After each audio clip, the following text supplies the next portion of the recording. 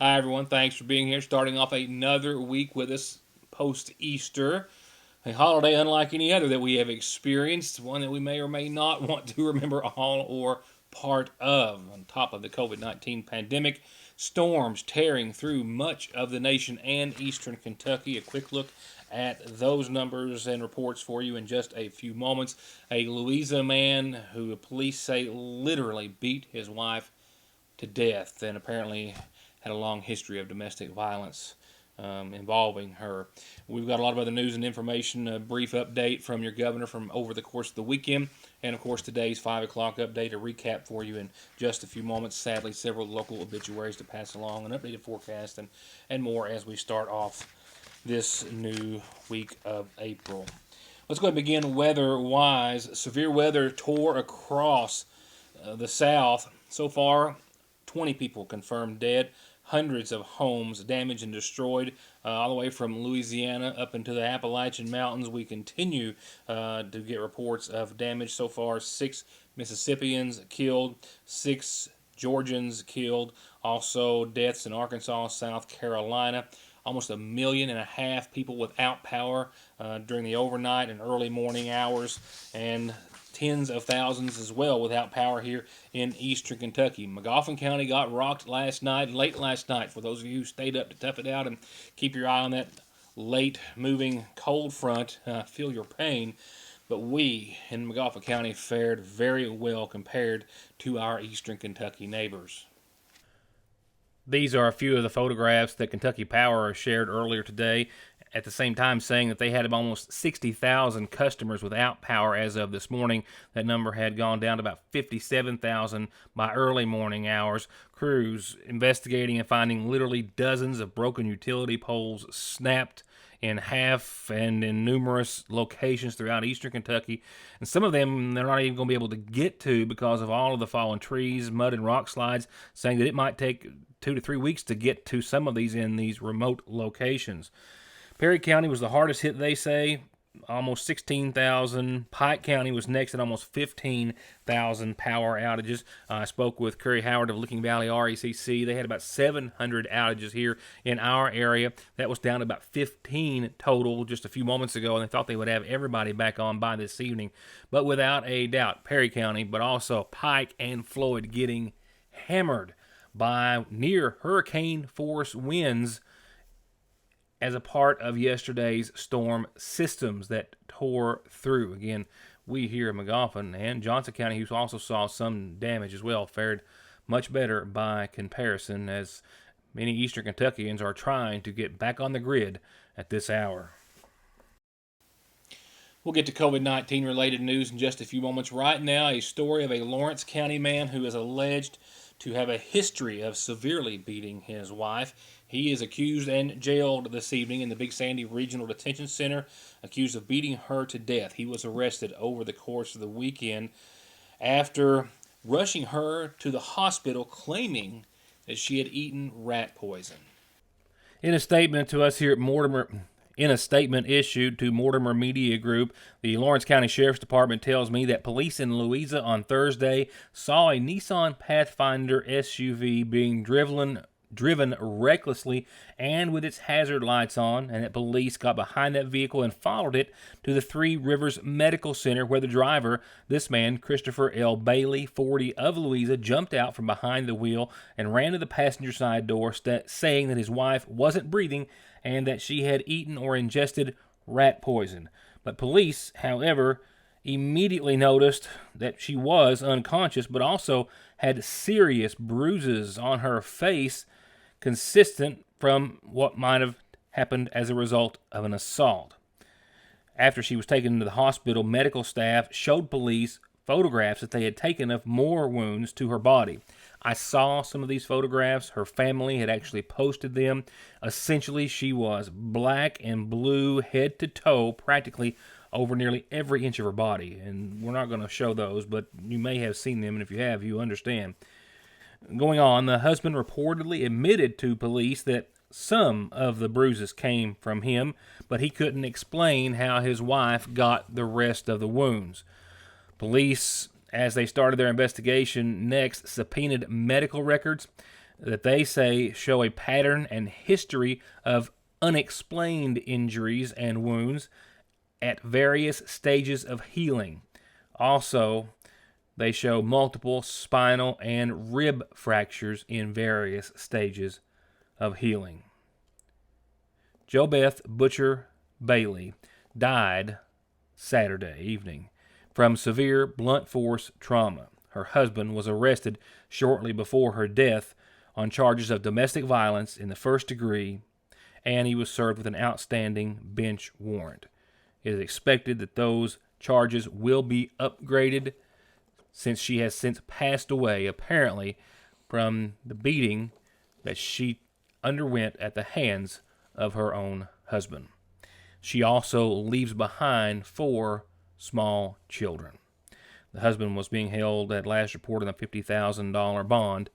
A GoFundMe page had been set up as well to help cover funeral expenses for Miss Bailey. A goal of $5,000 had been surpassed by earlier today. According to statements from JoBeth's mother, the mother believes that her mouth and nose had been taped up, keeping her from screaming and ultimately keeping her from breathing as well, and that literally, in addition to all of the bruises and external wounds which could be seen, she says that nearly all of her bones in her body were broken. All of her ribs, her breastbone, both legs, and both arms, the mother claims, were broken as a result of this attack as well. I'll be right back. Times have changed. Now, and suddenly, more than ever. Our lobbies might be closed, but the Salyersville National Bank wants to remind our customers that we're still here. We're still working to provide our community with as many services as possible. During this time especially, we encourage all of our customers to take advantage of all the options we offer to manage your accounts from the convenience of your home. 24-hour internet banking and bill pay, 24-hour telephone banking, remote deposit, automatic loan payments, and wire transfers are also still available to our customers. And we're still here during our normal hours. Mondays through Fridays, the main drive-thru is open from 8 until 3, and the branch drive-thru is open from 8 until 5. And the branch drive-thru is also open on weekends, Saturdays 8 until noon, with ATMs available 24/7 at both locations.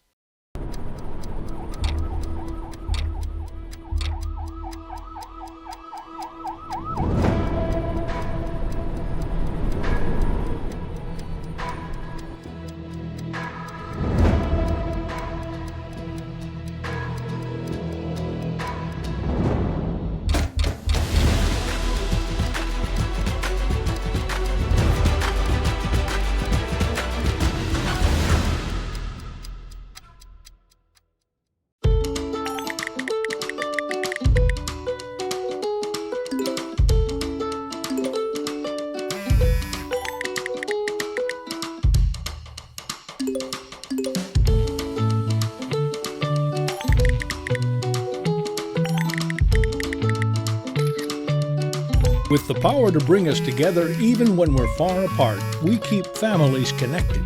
We are you. We are Appalachian Wireless.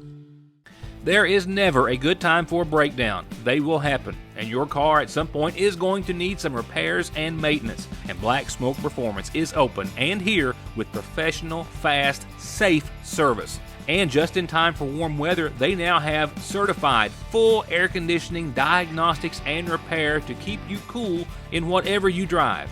Black Smoke Performance, 349-8785. If your spring projects include gravel, rock, sand, or drainage pipe, your dollar will go farther at Tomahawk Feed and Farm Supply here in Salyersville. It's always in stock and ready for pickup and delivery. And now there's 2 locations for all of your feed and farm needs. Tomahawk has the region's largest inventory and lowest prices on all pet and livestock feed, gates, fencing, and everything your farm needs. In Salyersville off 114 at Red Light number 4, and in West Liberty on Liberty Road behind the Ford store. Tomahawk Feed and Farm Supply. Car accidents don't stop. Accidents at work don't stop. Disability and SSI cases don't stop. Your legal needs and concerns don't stop for the coronavirus, and neither does McFarland and Tinker. They are open, able to schedule appointments per CDC guidelines, and always available for telephone and video conferences. Please, be safe, Be smart, stay home, and don't let your legal needs fall victim to the pandemic. Call McFarland and Tinker and let them take care of them for you. Creekside Stitching and Feed is the place to go for all of your custom embroidery needs. Shirts, caps, jackets, and more. And they've got the best prices on value-pack dog food, blue ribbon beef mix, kickin' chicken, and shell and cracked corn. And premium quality gates, hay rings, and bunk feeders, plus metal carports and garages as low as $1,400 installed. For all of your embroidery, feed, and farm supplies, Creekside Stitching and Feed, 1 mile up Bear Branch off of Route 30. Your Salyersville Lees famous recipe wants to remind you that you can call ahead, prepay, or drive through, and rest assured that we are taking every precaution possible to keep our customers and our employees healthy, happy, and fed. And thank you for your patience and your patronage during these most difficult times. And to help make them a little easier, we're offering $5 off our 16-piece family pack and 20-piece family pack meal deals.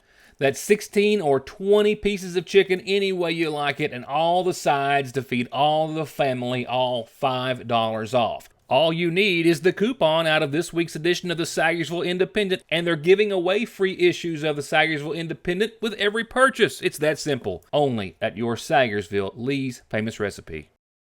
The update from your governor coming in just a few moments. A lot of things, of course, taking place related to COVID-19 around the world, this country, and here as well. And one that has a reach of almost the same area, at least in the United States aspect, a household staple for many.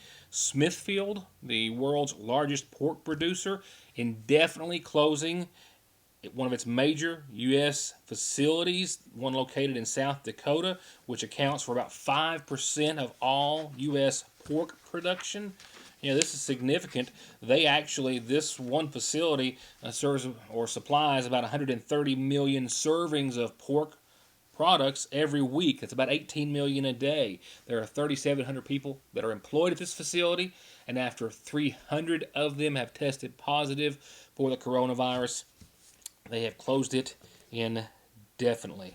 And the CEO of Smithfield, Kenneth Sullivan, said in one press release that closing this facility, combined with the growing list of other plants like it that have had to close across our industry, it is pushing, he says, our country perilously close to the edge in terms of meat supplies.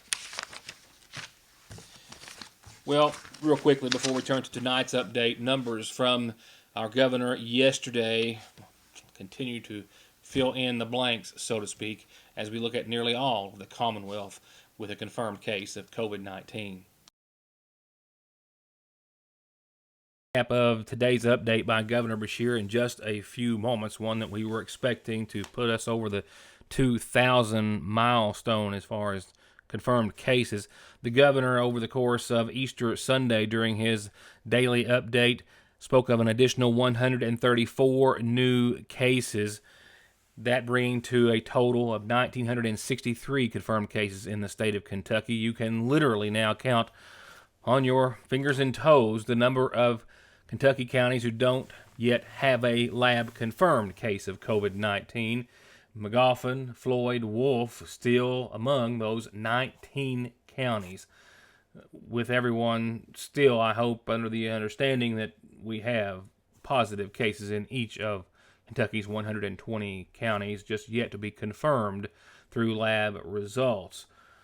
That is why it is all still very important that we continue to follow the same extreme social distancing guidelines as have been set forth by our Department of Public Health and our governor. Nevertheless, as of yesterday, 97 Kentuckians had also lost their lives as a result of COVID-19. That means that we are expecting to pass not one but two milestones today, an expected total of 2,000 or more cases and over 100 deaths in the Commonwealth. More from Beshear in just a few moments. Right now, no calendar announcements for this Monday, but sadly, some obituaries that I need to pass along, including one for a very beloved friend and neighbor of ours, Mr. Joe Oney. And that's Harold Joe Oney of Dixie Avenue in Salyersville. Joe passed away at his home Saturday at the age of 80. Joe is survived by his wife of 54 years, Helretta, sons Danny, Joe, and Jeff, and grandson Nicholas, sister Nina Patrick, and numerous nieces and nephews, and a host of family and friends as well. Services will be private and graveside tomorrow under the care of the Salyersville Funeral Home. Once again, Joe Oney, 80 of Dixie Avenue in Salyersville. James Russell, J.R. Connelly, 80 of Salyersville, passed away yesterday at his home. J.R. is survived by his wife, Janie, son Jonathan Russell, daughters Mary Ann Miller and Janet Sue Parsons, brothers Drexel Connelly and Marty Connelly, and sisters Zana Jo Brown, Johnny Connelly, and Janelle May, as well as 9 grandchildren and 9 great-grandchildren. Private graveside services for immediate family of J.R. will be held this Wednesday at the Connelly Cemetery on the Connelly Farm. And lastly, tonight, arrangements still being made at this hour for 41-year-old Rebecca Jenkins Combs Lawson of Salyersville, who passed away yesterday at the University of Tennessee Medical Center in Knoxville. Arrangements incomplete at this hour, but to be announced soon by the Magoffin County Funeral Home.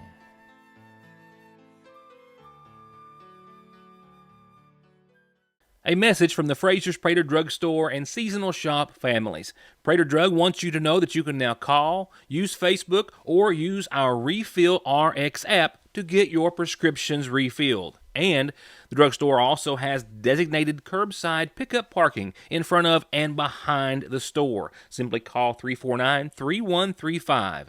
And at the Seasonal Shop, they're still posting new arrivals and taking orders with free shipping on most everything anywhere in the entire United States. And they're offering scheduled curbside pickup. Just message them on Facebook, Instagram, or email at seasonalshop@yahoo.com.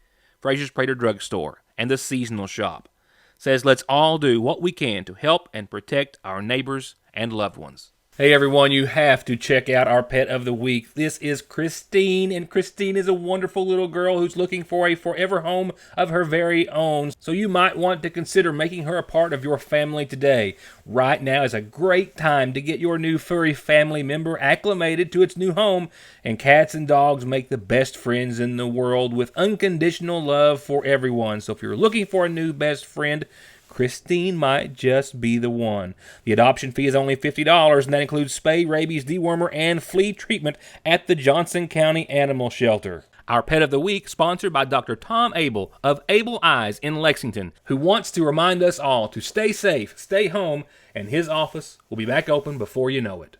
AllPro understands that we are all just trying to make it through these most difficult of times, and they want you to know that they're here to help with any repairs or projects that you need done. Big or small, doesn't matter. They've got 0% financing for 18 months and long-term financing if you need it. If you need anything from a new gutter to a new house or a new garage, call AllPro Gutter Works and Construction, 349-9999. Hello, this is Maria Brayman, and I'm the Chief Medical Officer for Appalachian Regional Healthcare. And I'm here to talk about when you seek care if you're concerned that you may have the COVID-19 virus.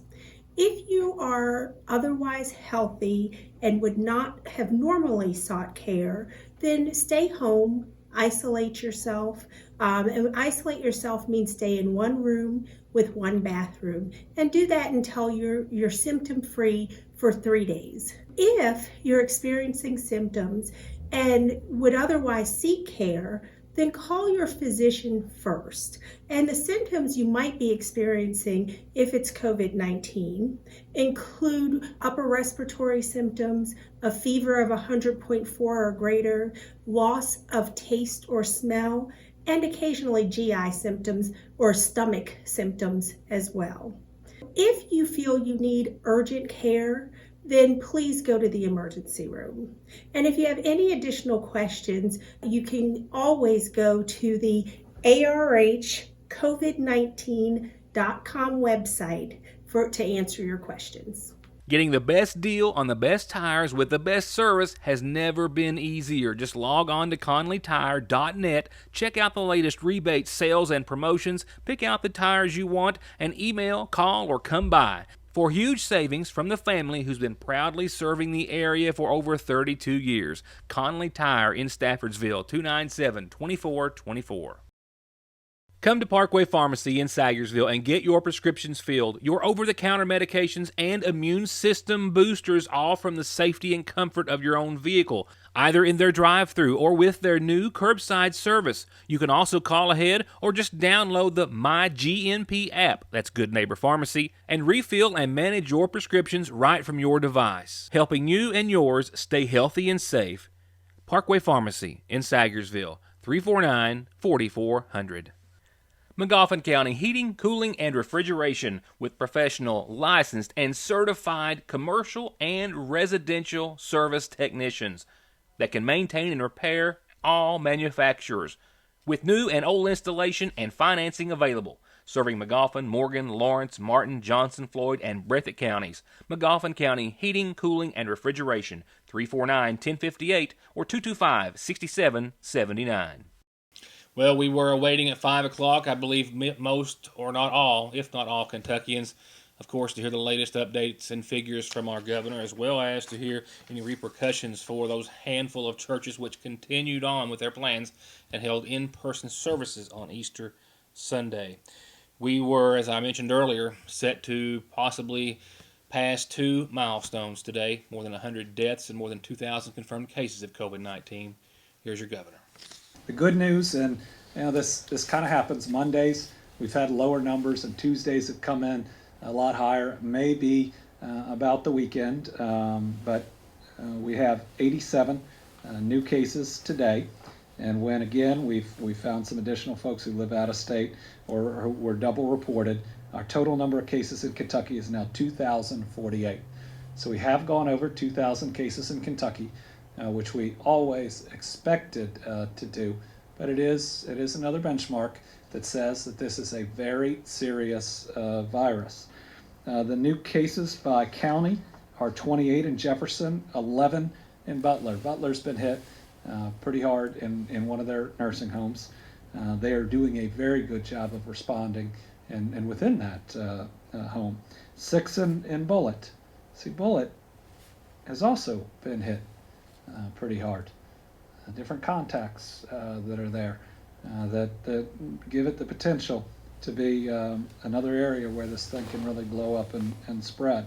4 in Boone, Kenton, 3 in Fayette, Graves, and Oldham, 2 in Christian, Grant, Hopkins, McCracken, Muhlenberg, and Woodford, and 1 in Boyle, Callaway, Davis, Franklin, Grayson, Jessamine, Laurel, Madison, Perry, Pike, Russell, Taylor, and Warren.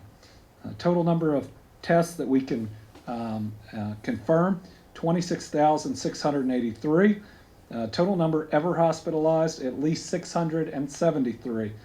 Currently hospitalized, at least 299. It's almost 300 people in the hospital right now. Let's make sure that we're thinking about them. Ever in the ICU, at least 259. Currently in the ICU, 136. That doesn't mean all these people are on ventilators, but the ICU is for intensive care. It's the intensive care unit. So let's especially try to lift those people up and also their families. Numbers recovered, at least 629.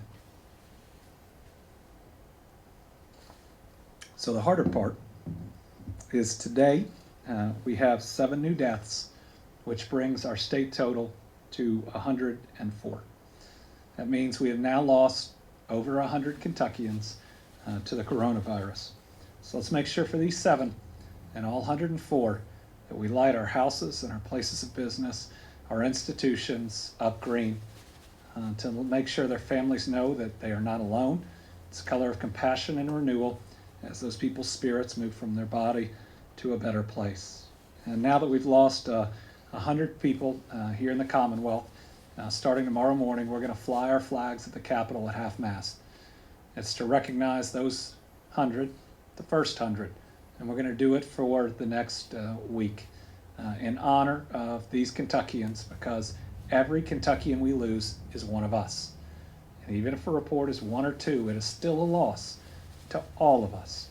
So to the families of these 7 people, we are very sorry.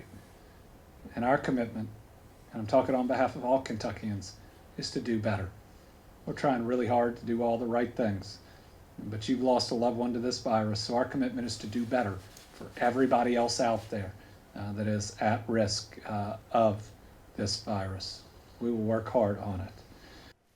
Prior to today's totals, the governor spoke of data confirming that Kentuckians are continuing to flatten the curve with the social distancing and methods that we are living under. And he encouraged us, of course, to continue to do so.